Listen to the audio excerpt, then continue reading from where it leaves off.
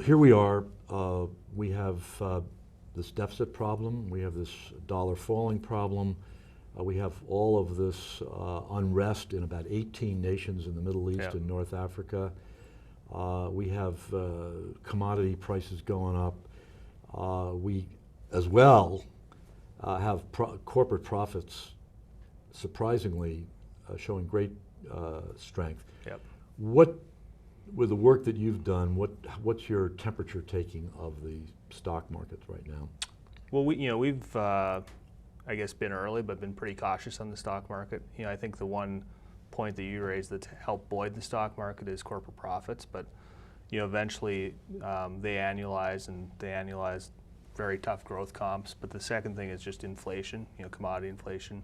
That's going to start to squeeze margins going forward on a year-over-year basis. So, we think a big thing is that you're going to start to see a deceleration in corporate earnings, which is going to kind of take the multiple out of the market.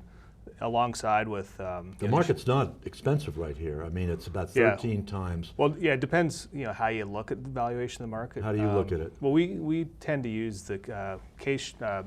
Professor Schiller from Yale has this thing called CAPE earnings, which is basically normalized earnings over a cycle. And I didn't know that. Yeah, it's actually I'd like to have that. yeah, it's pretty interesting. So it kind of takes. What does it show right now? Basically, that the market's probably 20 to 30% overvalued. Really? Yeah. So, but it's because it's very hard to look at the short term and figure out what the right. So I should buy some puts on the S&P 500?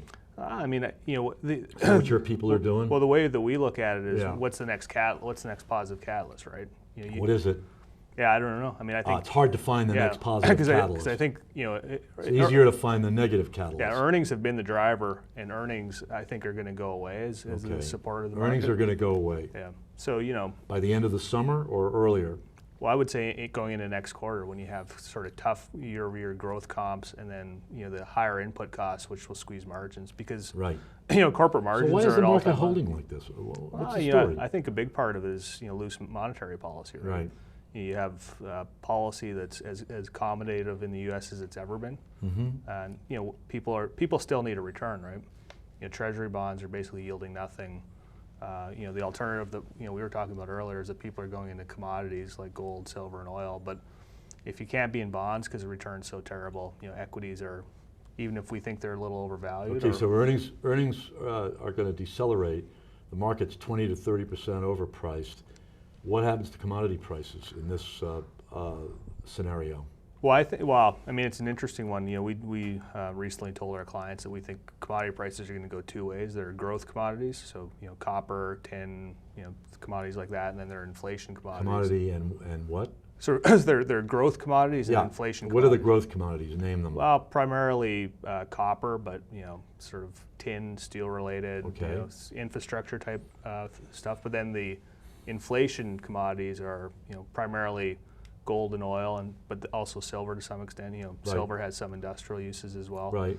But we think the growth commodities could moderate because global growth is slowing, but the inflation commodities will continue to accelerate because of monetary policy in the U.S. The dollar, setting up. It's had a major correction since Obama was elected, but we think it's setting up for another dramatic decline just because we're really lagging the world in terms of monetary policy and even fiscal reform, and that is just not positive for the dollar. Okay, so what are you telling your clients to do?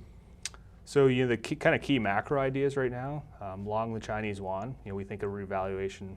You and I agree completely has on that. occurred, will continue to occur. Sooner or later. Could be accelerated. We're also saying long Chinese equities. Chinese equities have been a major underperformer. You're getting sober fiscal policy in China, right? Monetary policy, and the Chinese stock market's at a great valuation. Really? What is it? What's the valuation? It's like 13, 14 times, so really? as cheap as the U.S., but with real growth. Greater growth. Yeah. So what's the best way of? Do you have certain ETFs or funds? Yeah, there's a. You have individual stocks too that you guys. Not internationally, Yeah. but there's a Morgan Stanley closed-end fund called the ticker CAF. That's a good way to play it. That's kind of what It's a closed-end fund. Yeah. Is it selling at a premium? It's pretty close to kind of fair value. It is? Yeah. So okay. Morgan Stanley closed-end fund. Yeah, it's CAF's the ticker. Okay. You like that one? Yep. And then Oil, we continue to recommend the commodity oil. Gold, we continue So to how recommend. do I buy oil? What's my best way? Well, there's an ETF. OIL, you mean? OIL. Okay. The problem with some of these commodity ETFs is they don't exactly match the move. Oil is a pretty good proxy. Whatever. Yeah. And then the other kind of stocks we like are the Canadian oil sands companies. You do? Yeah. So you like, what's the name of that? Canadian? Athabasca Oil Sands is Yeah, one. okay.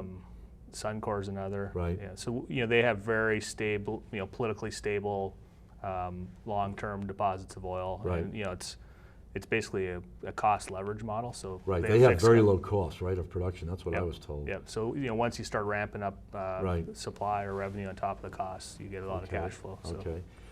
So what you're saying is the things you want to make money on the long side, you should be long China, Yep. China equities, China currency, of which there are not that many ways to do it directly. The way I've done it is through the Wisdom Tree ETF, CYB. Oh, CYB. Yeah. CYB. It Yeah. has done nothing, but someday you're going to wake up Yeah. in the morning, I think, and it's going to be up, you know. Well, I think the way we look at it is it's asymmetric risk reward, right? The downside's No downside. no downside, and No at some downside. point you get a revaluation. Right. That's what Yeah. I think. Okay. Yeah. And what's your way of buying the currency? We've played that one at times. Yeah, I think okay. that's kind of the most popular one Right. and the most So liquid. I know I saw Mr. Steinhardt on Saturday, and I told him someday CYB is going to be as big as GLD, Yeah. which is the gold ETF. Yeah, You know, I he think looked at me like I was crazy, but I'm pretty sure I'm right. Yeah. It just may take, who knows how long it'll take. Yep. And then to buy the Canadian oil stocks, Yep. and to buy oil, the ETF that just invests in crude oil, Right. right? Yep. What else? Then another idea that we've been pitching our clients is the yield curve flattener. 10s and 2s right now are at the widest range they've literally ever So been. what should I do? See, there's an ETF called FLAT, FLAT. Oh, I didn't know Yeah, that. What does so that do? Basically bets on a narrowing of the yield curve. So they're buying the short and selling Yep. short the long? Yep, exactly. And it's going to narrow. And so Yep. you're Well, gonna make- basically you're betting that it narrows, right? So the spread Yeah. between the long and Is the there a lot of leverage in flat? short. You know, No. Are they borrowing a lot of money to do it? No, I actually don't have the leverage at the Or top they're of my doing head. it in futures? Maybe they're doing it in futures. Yeah, it's primarily futures, but it's not like a major. It's not a super risky. It's not. ETF, but it's just Okay. once again you're playing an extreme in the market. So what's the mood of the hedge fund industry right now? Are they getting bearish? I think people in sort of the They've made a lot of money, so I think probably the returns based on the equity markets, that's not where they made their money. I think the hedge fund community's probably made a lot of their money on the inflation trade, and people think that's going to continue to play out. A lot of investors, and us included, have been bearish, have missed this move in U.S. equities, and I think what surprised them is corporate earnings have been better than expected. But So you got any U.S. stocks that you're buying? Any of the big multinationals that are expanding in China and the emerging markets and have like a 3 or 4% dividend? Yeah, we're not. You're not doing that. The kind of a pair trade we have on right now, which would sort of plays this theme, is we've been long Starbucks and short McDonald's, and yeah, which has actually worked out pretty well. Has it? Yeah, it's Starbucks kind of has this real international growth story, whereas Right. McDonald's actually has an international growth story too, but 65 to 70% of their business is still in the U.S. Got it. I got it. We think Okay, the it's U.S. clever. It's the U.S. clever. The U.S. is slowing, where with All right. Starbucks you get the kind of return overseas. So net, there's some things to do. You Yep. got to be really careful. You got to be sophisticated in what you're doing. Basically, you're betting on Schiller's